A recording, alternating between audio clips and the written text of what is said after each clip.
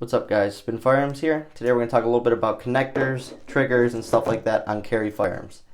Now, on my Gen 3 Glock 26 that I carry every single day, that has the Ghost Avenger connector. It's a 3.5 pound connector with an Apex trigger. It ends up being around 4 pound trigger pulls, but it's very clean. And also the Avenger is a self-cleaning connector, which is really nice because that helps prevent issues with it if your firearm's dirty or whatever. And literally when you open your firearm after a ton of use, like I've put thousands of rounds through my Glock without cleaning like the internals, like the lower. I field stripped it and cleaned it, but not the lower. And that is the one thing that's completely clean. And I've never had one malfunction with it, and it's gone through thousands and thousands of rounds. Now, my Glock 27, the only thing that's aftermarket in the internals is I have an Apex 3.5 pound connector as well. And once again, zero issues. I have less rounds. I have like 3,500 rounds or so through my 27. Not a single issue. And it doesn't make it a 3.5 pound trigger. It makes it closer to 4.5, but it's much smoother and it is noticeably lighter. And I've never had any issues with them. And that's the thing. It's all about your firearm. Does it have issues or not?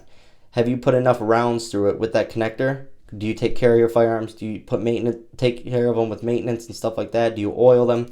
Do you really put the time into your firearm to making sure it functions and running? A lot of people will get a small carry firearm and they never shoot it at the range. Literally every weekend I'm at the range, I shoot my Glock 26 Gen 3, and I've been shooting my 27 a lot lately. Now, I don't think I'm going to add any aftermarket connector to my Glock 26 Gen 5 because this already has a better trigger right out of the box, and honestly it's perfect where it should be for everyday carry.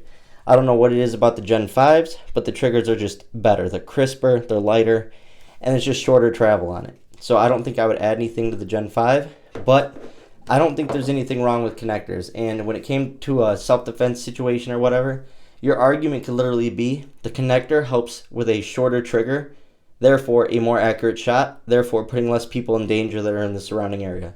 And honestly, if it's a legal, justified self-defense encounter, nothing can be said about that. I know people like to say the myth about triggers and back plates and all that.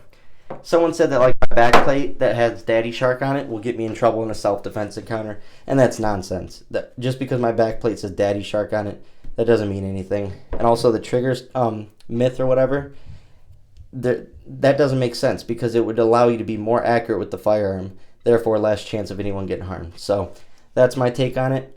I'm not going to do anything to the Gen 5, but my 26 and 27 Gen 3, I have upgraded, had zero issues. You got to stick to reliable brands, and you shouldn't have any issues. Thanks for watching.